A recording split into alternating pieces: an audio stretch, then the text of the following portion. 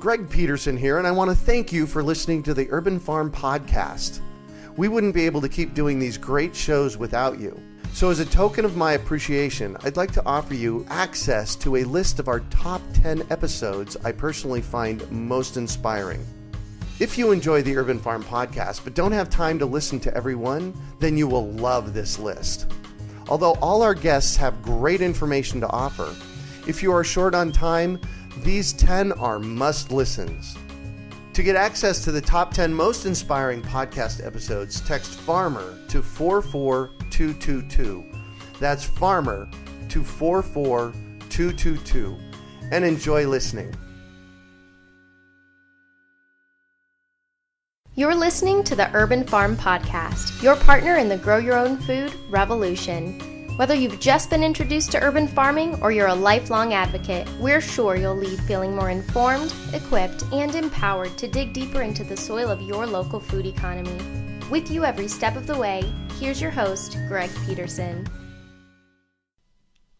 Today on the Urban Farm Podcast, we have Meg Stratton and Anna Swanson of Backyard Growers to talk about their experience with school and community gardens.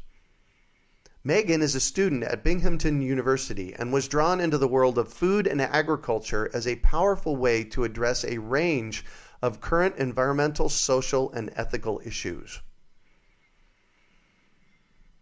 After graduating with a self-designed degree focused on sustainable food systems, she moved to Glawster to join FoodCorps. As a two-term FoodCorps service member, Meghan has been involved in all aspects of Backyard Growers' school garden programs.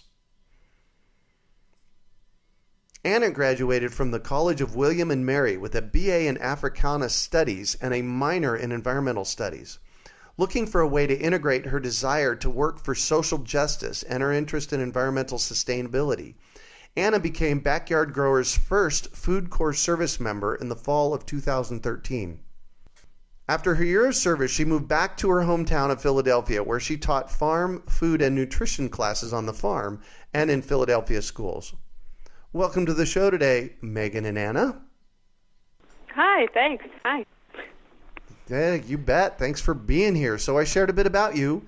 Can you fill in the blanks for us and share more about the path you took to get where you're at now? Yeah, sure. We're happy to. Anna, do you want to go first? Yeah, so as we said, I graduated from William and Mary in 2013 down in Virginia, and through a series of funny linked human contacts, I basically ended up searching FoodCorps and found that and applied to Massachusetts in general. They didn't have one in Virginia. At the time, FoodCorps was not in Virginia or in Pennsylvania, where I'm from. So I just threw in my application to Massachusetts, and Lara, our executive director, picked up my application and decided to take a chance and let me join Backyard Growers as a FoodCorps service member. At the time, Backyard Growers was just Lara LaBianca as the executive director and only staff Backyard Growers. So I joined her as the second Backyard Growers person, and Nice. And that allowed Backyard Growers we expanded into the schools that year. We did a pilot school program, and that was a lot of my focus, as well as our backyard garden program at that time was pretty big. We were accepting 30 new families each year and continuing on 30 families from the last year. So we had a lot on the plate of two people. So we got a lot done, but it was pretty unmanageable when I finished my service year in 2014, moved back home to Philadelphia, worked there for a while, and this past February, Lara called, or I was in touch with Lara, and she said, I have my first staff position open ever. Would you like to apply? And so I did, and up here, and was shocked to find that we now have an office and many people working with us and for us, and we've just so expanded, and it was really exciting to see the beginning and to see where we are now. Nice. So that's my story. Nice. Yeah. Meghan? I found out about FoodCorps through someone right as I was graduating college and applied. Massachusetts just seemed like a really cool. There was a lot of cool things going on. A lot of the organizations seemed really interesting. And Anna, I think, was part of selecting me. Thanks, Anna. And I came up to Glawster, took over for her when she went back to Philadelphia. And I got to inherit a lot of programs that Anna had started and then really expand and go into a lot of different school settings. And we expanded to the middle school and the high school, and then we went and just expanded down to the preschool and started doing a lot more farm-to-school work, which was what I was really interested in. And then when I was wrapping up my service term was around the same time that Laura was looking at getting some different staff on, and she asked me to stay on and to be our school programs manager. So I just kind of took a couple of days off and kept going. Kept going. There you go. So you've mentioned the term FoodCorps several times. Tell us what that is, please.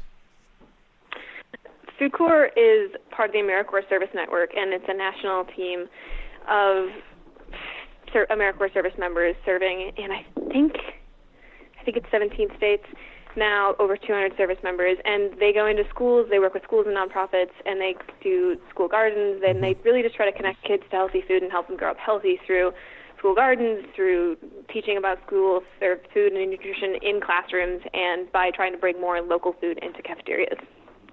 It's a really cool program. Interesting. And we're big fans. And it's part of AmeriCorps. Yeah, it's part of the AmeriCorps Service Network, so it's got a lot of its own. I think it's only 20% funded by AmeriCorps. I think that's the number. But they benefit, like our service members benefit. We still have a FoodCorps service member. They benefit a lot from being part of the AmeriCorps Service Network, and then also have a lot of really amazing resources for themselves as being kind of a part of a smaller service organization that has really great professional development, connections in the food world with a lot of the other big food school gardening names. Got it. So underneath the AmeriCorps umbrella is FoodCorps, and underneath that is the program that you ladies are working on, which is called Backyard Growers. Well, Backyard Growers is its own independent nonprofit, and then we have a FoodCorps service member who we're like we partner with FoodCorps. Got it. We also have 3 Mass Lift service members, which is a Massachusetts statewide AmeriCorps program. Excellent. So tell us about Backyard Growers. Yeah, so Backyard Growers was started in 2010 as part of the Cape Ann Farmers Market, and it really just started with our executive director, Lara Lepianka, lived downtown in the heart of Glawster, and she and her family had started growing. They 2008, they tore up their lawn and started growing a ton of in their lawn. And so neighbors started passing and questioning what was going on, how can we do this? And so in 2010, she officially fundraised to build 10 gardens for 10 of her neighbors in their backyards. And that was kind of the start of our backyard garden program. Wow. And from there, she kept accepting more and more each year. Like I said, in 2013, I came on as a second to her, and that allowed us to really move into. She was already kind of experimenting with school gardens and school garden programming at the school where her kids went, but then with the addition of my help, we were able to expand that district-wide to all the elementary schools there. And the community garden program kind of came out of the backyard garden program, and that a lot of the community gardens were just kind of incorporated into the backyard garden program before, and then just recently, I think in 2014 or 15, we made that its own program, which has now 9 gardens that are either with partner organizations like the food pantry, so all the food goes into the partner organization, or they are community gardens of the more traditional variety where they are individual plots. And so, so that's kind of where our story began, and we do all sorts of other things within those programs now, like Megan focuses a lot on farm-to-school work, getting local food into the cafeteria, and I do a lot of community workshops and things like that. But those are 3 core programs and kind of their beginning. Nice. In our community in Glawster. So it started as truly a backyard program and has expanded into the schools. Yeah. So why is it so important? And I know this might sound obvious, but why is it so important to get our young people educated and inspired into growing food? I could take that. For me, it has a lot to do with things that I come across whenever we're in schools, of kids not believing us when we tell them that their cheeseburger came from a cow, or not believing us that pepperoni is meat, stuff like that.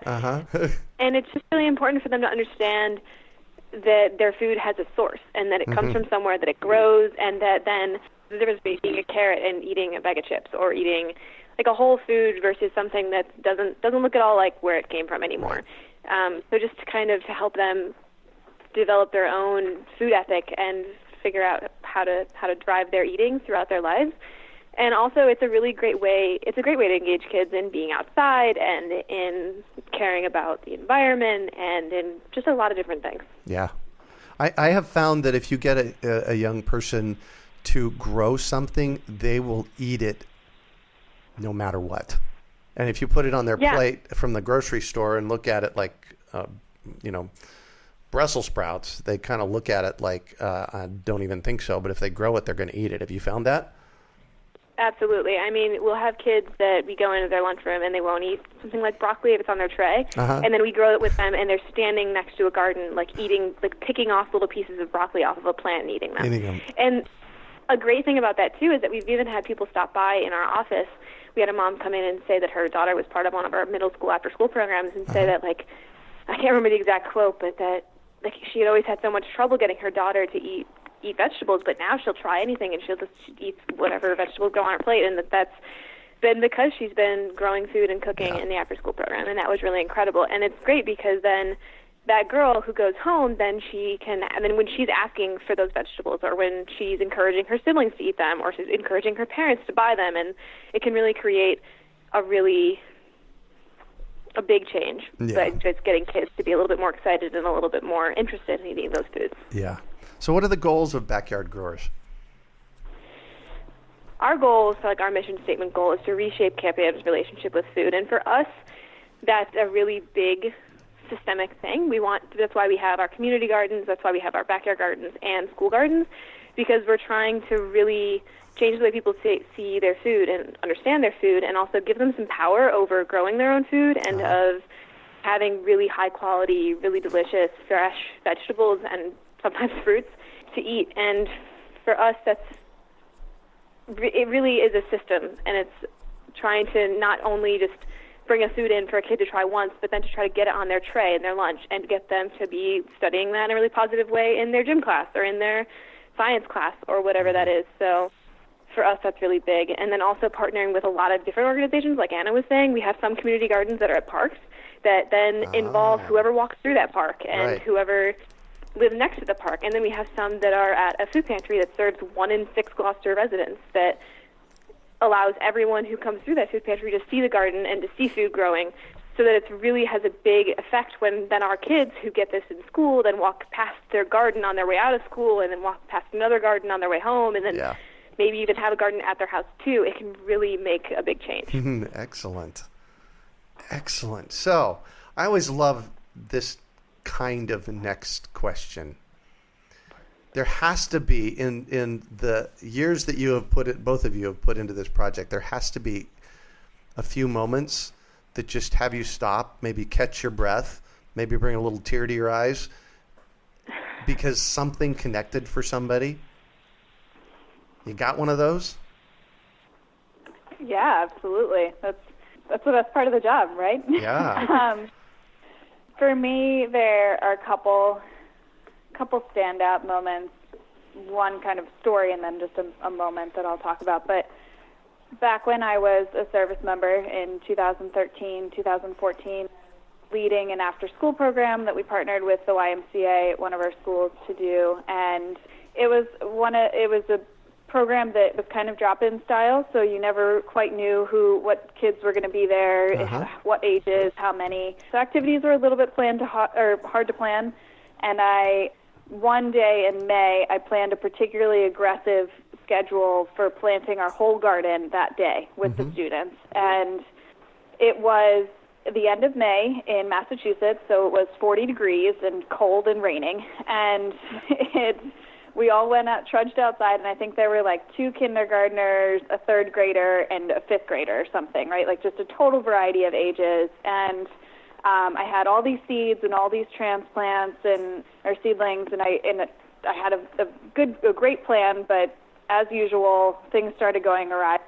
The kids were pretty rough with the seedlings and the seeds. I was just looked over and just watched the carrot seeds just blowing out beautifully out of the kindergartner's hand all over, and I was just kind of like, oh my gosh, and so frustrated, and started working with one of the kids to show them how to transplant properly, and meanwhile it diverted my attention away from the rest of the kids, and I was solely focused on this one transplant, and I looked up and kind of frustrated, and I looked over, and the 5th grader had moved over next to the kindergartners and was holding the seeds and teaching them how to plant these carrot seeds in little rows, and just helping them, and it was just this moment of like, wow, I don't know if I did something right or the universe did something right, but it was really nice. It was just, this old who didn't know the kindergartner and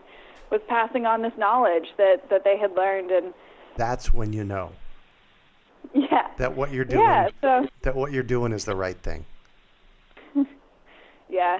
That felt pretty good. Yeah. And just from going away and coming back to Glawster and seeing Backyard Growers in its infancy and to now, something that has just warmed me and warmed my love for the job is just how recognizable Backyard Growers is around town now. When I wear my shirt with our logo on it, I have students who I've never met in my life coming up to me, you're the garden ladies at my school, and that's so cool that we're known now throughout our town, and that definitely wasn't that way before. So it's really cool to see that evolution. But I'll let Meg share her stories. I know she has many from the schools.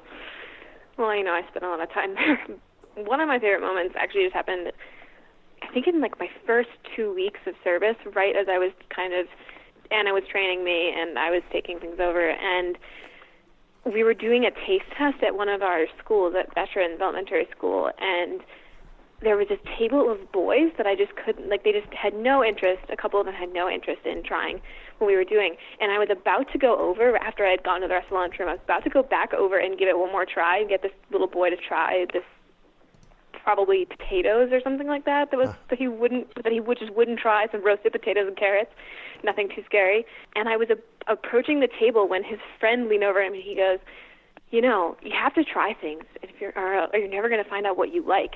And it was just this perfect little moment that's parroted on FoodCorps training materials or in what we try to do all the time, but it had nothing to do with me. It was just came right out of this kid's mouth, and it might have been his parents who had taught him that, or it might have been Anna the last year at Backyard Growers, but it was just really cool to see that was already happening, and that was already something that was an idea that was circulating with these kids, and that they were encouraging each other, not just me being there in a funny outfit with a squash costume or something like that, but that they were really embracing it and making it part of their own culture. Wow. So my next question for you is, what makes Backyard Growers unique? And I suspect you just planted the seed for answering this question with your 2 shares right there. I think what makes Backyard Growers really unique is that it's really grown. I mean, this is, it's grown really organically. And that came out of Laura starting this and starting this as just her own, growing with her own family and just growing food to take control over her food and to have access to really good food, and then people seeing it, and then her neighbors asking it, and then that becomes our Backyard Growers program. And then the school, the principal at her daughter's school sees it, and she says, hey, can you take over this garden too? And then she starts doing, and then our school programs evolved, and then community people start seeing it and being interested in gardening and say oh, you guys are the garden people, and then asking us to do their community gardens. So I think that's a really cool thing, that it's really been not only out of Glawster's need, but out of request often of people being just seeing what we were doing, being interested and asking us to do it. And because of it happening like that, I think a lot of our programs are really designed not in a way of that we are just sitting in our office saying it'd be really cool is if we did this and this and this and this, but it really comes out of that need and that request. So our school programs came out of there already being some gardens that existed and then weren't being like really fully used. And Laura going and looking at it and saying, well, I don't really have that much time. Like, I don't really even know that much about gardening, and there's not that much time when the kids are in school that they can even grow things, and like, I don't want to be here pruning tomato plants every week of the summer. So she designed our programs, which is our Salad Days and Fall Harvest Days program, that allows for 2 full seed to fork experiences. So the kids plant, harvest, and eat 2 crops every year. And then we do that by doing a really quick one in the spring right before they go for summer vacation, and then they plant something before they leave for summer and harvest it when they get back. So that's 2 full things, even though they're only really in school for, say, like 2 to maybe 3 months, about 3 months that you can actively be growing in Massachusetts. And it's things, we grow things that are like squash and carrots and potatoes that don't require a lot of pruning or a lot of weeding, or like if a parent forgets to go water that week, they'll still be fine. So like a lot of our programs are just developed in this almost, Laura says, this Spartan way that allows them to really anticipate problems before they happen, so that we don't have no parents that don't know how to prune, and because we don't do plants that you need to prune, things like that really help. So then when we now consult with our programs, it's really easy to help them fit in because they're anticipating these problems. Yeah. And a lot of it sounds like, comes out of inspiration. There's a lot of inspiration in the work that you do. We'd like to think so. Yeah. Well, that's apparent in your sharing. That's absolutely apparent in your sharing. So what are some of the challenges that you face in your work? I think one of our challenges for the community program side is just, we work with people a lot, and people, it's challenging to work with the diverse groups that we work with. We work with seniors in senior centers. We work with people whose primary languages aren't English. We work with people who have different food cultures, and children, and families, and single people. So we're just constantly working with a different array of people that face different challenges and that are interested in different things. And it's just a challenge for us personally because we want to meet everybody where they're at, and we want to figure out how to get everybody, getting people involved and interested in our programs, different kinds of people has been a challenge. We are, until recently, all of our people at our office were primary English speaking. So developing all the tools that we needed to reach out to people who did not speak English as their first language was something we took on this year. And working with seniors, we figured out quite early that seniors don't check Facebook regularly or go on to, they might not even have emails. So our strategy for reaching out to them about our workshops and about our gardens has to be a little bit different. So it's just about constantly changing our methods and trying to really be very in touch with what is and is not working when we're, working with different sets of people. And that can be hard, but it's also part of what is fun and interesting to me, and part of my job is I like working with people and trying to get over some of those hoops and barriers with different populations. So yeah, that's a challenge that we face on the community side, but I know Meghan has some things that they challenge on the school side too.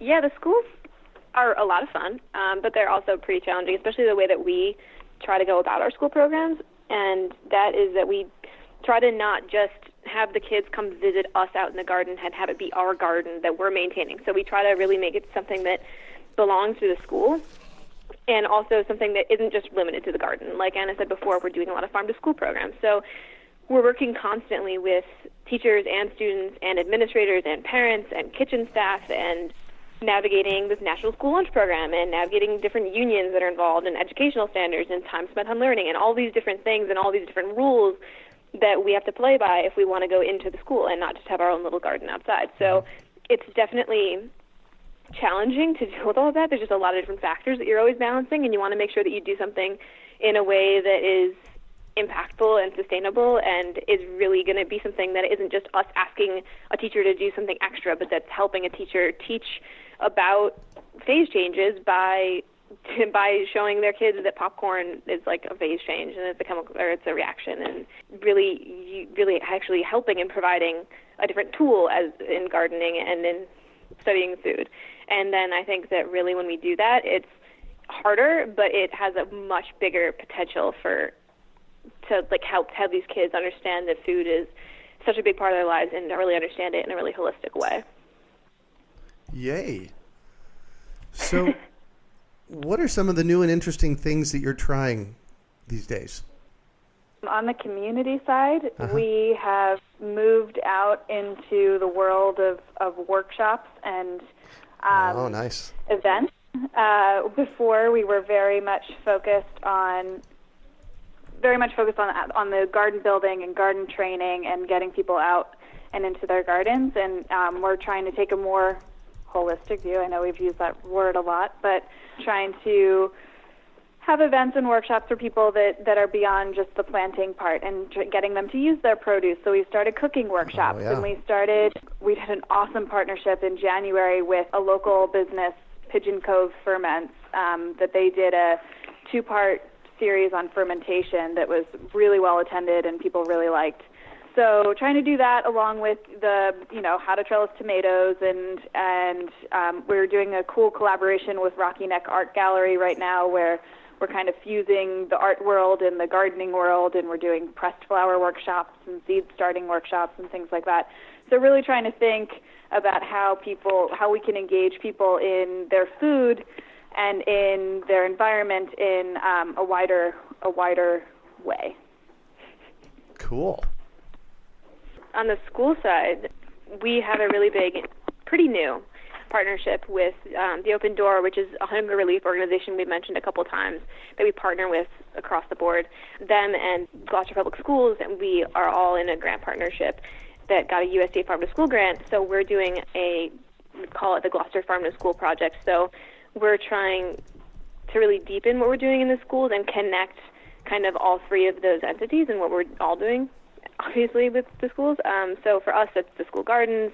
It's bringing more of a food systems focus to our lessons that we're teaching. So we have the kids, the first graders, 6-year-olds, trace a tomato from where it's grown to how it's shipped and to how it gets to them in their plate, and talk about the energy that's involved, talk about the experience of the farmer in when they go to a farmer's market or where they have like a local tomato, or when it's, traveling across the country, and then what it's like for them as the eater, and kind of really expanding that, and then doing harvest of the month, taste tests and things like that. We have done those for a few years, but I think by the end of this school year, we'll be doing 7 of them in the course of the year, which is really cool, where we started doing like 1 a year, maybe 2 a year.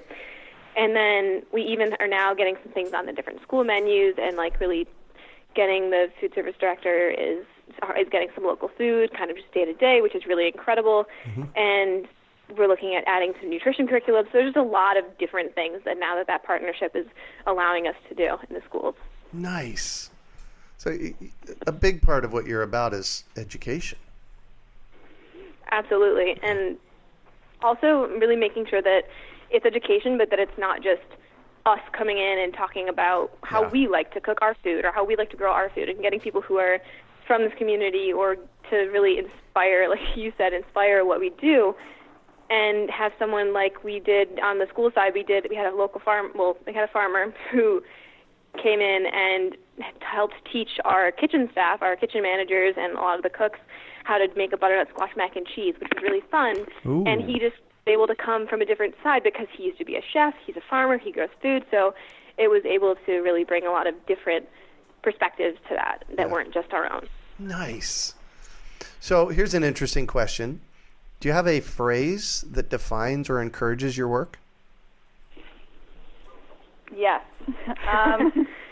We have several that float around our office. I think one that is long-standing, and I was taught way back when I first started at Backyard Growers, is a Post-it note that lives above Lara's, our executive director's desk, that says, "Stay funky." So we try and really, the funkiness is more speaking to the fact that we are a small grassroots community organization. So we might not do things in the traditional way that a nonprofit whose, expansion might look different to us than another nonprofit, or, outreach and marketing might look different to us than to other ones. So we're trying to really think about and stay with our roots of just Lara reaching out to her neighbors and talking about holding a neighborhood potluck and things like that. Just trying to keep it on that level. Well, and it's worth mentioning that our executive director, Lara, also has a Master of Fine Arts. So a lot of she'll say that the whole thing is like a grand artistic experiment for her at times, and we like to do things in a way that it's a beautiful garden space. So like our office is lime green, like you know when you walk in what we do. There's huge vegetable cutouts everywhere, and we have a mandarin tree in the window. It's kind of a funky place to work, but it's a lot of fun. Stay funky, man. Yes. And then another one we have is one of my favorite is make it do all the things. I think that Laura has said that to me at least 100 times in my 2.5 years here, and that's always just a reminder for us that if you're gonna do a program, make sure it's meeting a lot of different needs. Or if you're gonna ask a teacher to do something when they're already really, really, really busy, then make sure it's helping them and it's helping us and it's helping the kid and it's doing a lot of different things like that. In permaculture, we call that stacking functions. Aha, that is a good one. Yeah, so look that up. So I'm going to shift on you, and I'd like for you to talk about a time you failed, how you overcame that failure, and what you might have learned from it. Yeah, so I think speaking to backyard growers' experience, I wouldn't necessarily, failed is a little strong for this, but I would say a big lesson we learned in an area that we saw that we needed to improve for sure was, I spoke to it a little bit before, was that we had gotten really good at building people gardens and training people on growing their food.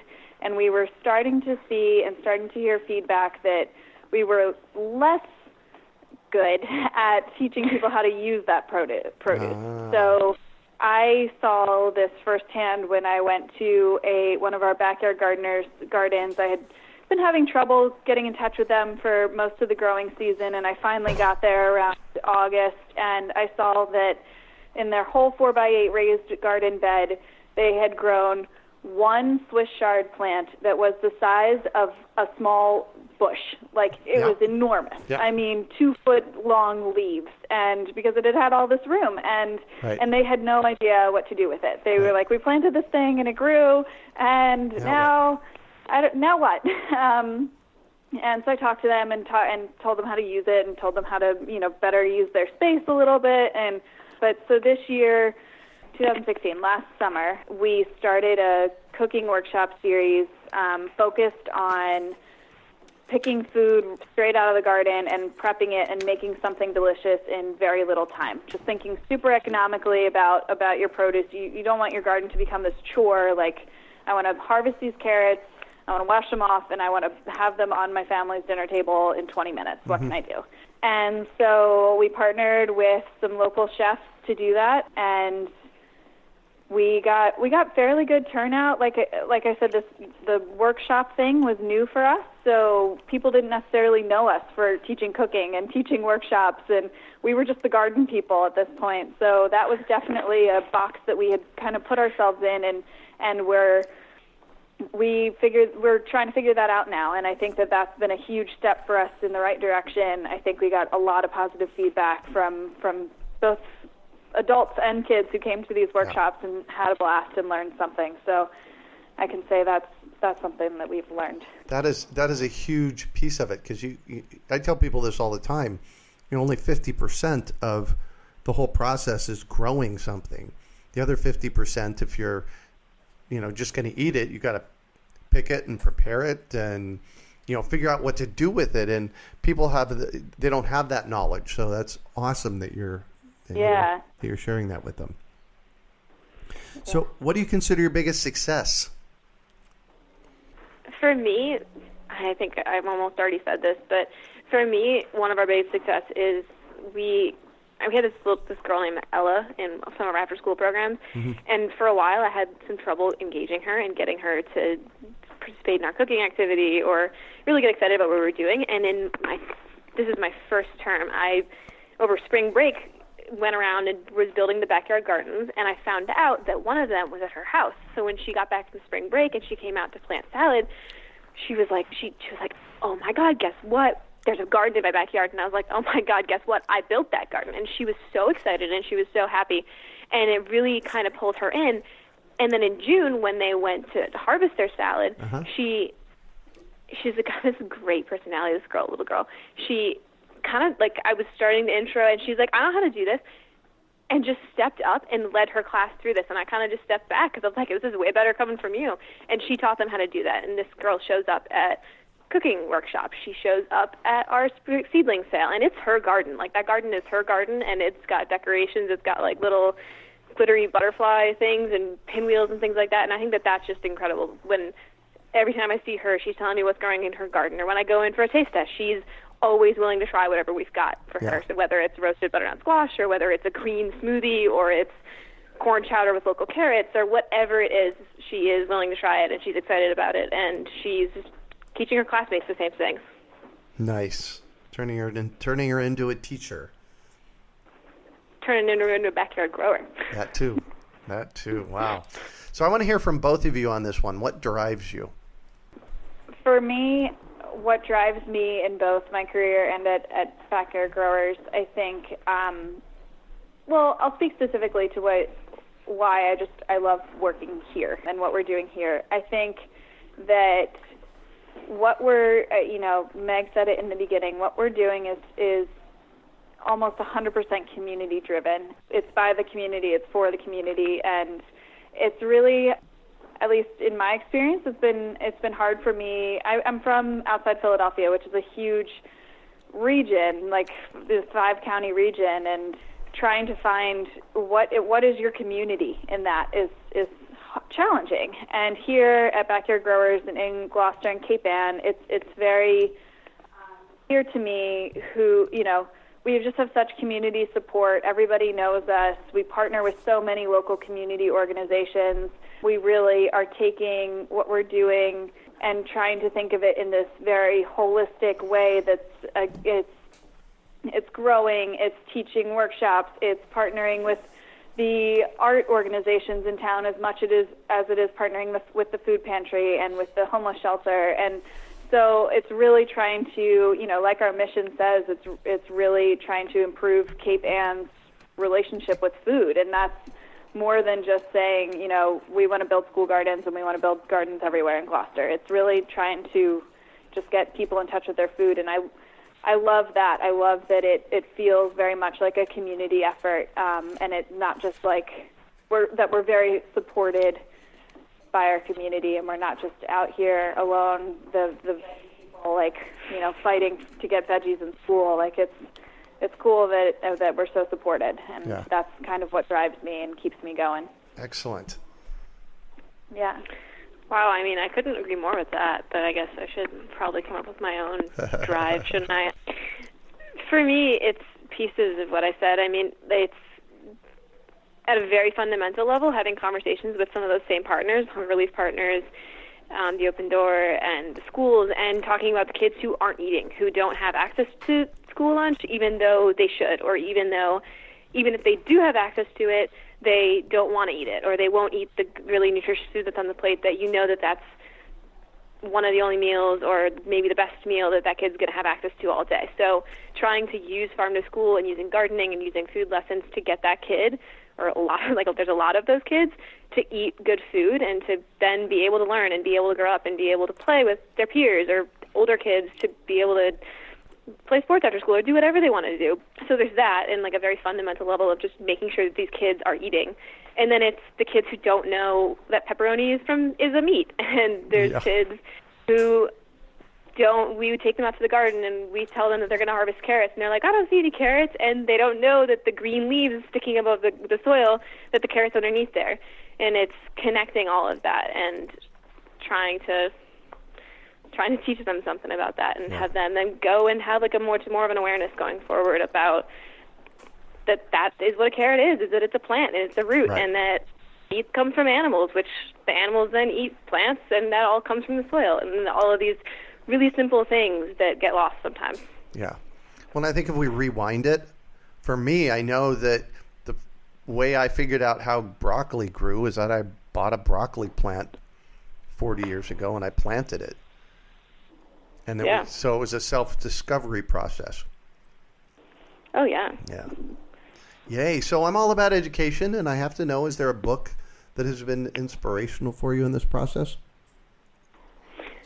Yeah, I have one that really stuck with me. I read it in college, and it's a dense read, but it's Foodopoly by Winona Hodder, and it's really introduced me to the whole idea. Well, I don't know, really made a lot of things make a lot more sense to me, I guess, in terms of how our food system got to where it is and how people got to where they have, where we are, where they don't know where their food comes from, or they don't even know that their food comes from plants, let alone like what region it came from or what the cultural influences are, and how our political system or legal system or whatever has made this food system that then drives our middle schoolers to ask us, well, then why isn't, like, if that food's healthier, then, like, why isn't that cheaper? Like, why is the unhealthy food less expensive? And it's like, well, let's talk about that. And that book really helped me understand that. Yeah. That's Foodopoly by Winona Hodder? Yeah, it's Hauter, I think. Yeah. Yeah, you got it right.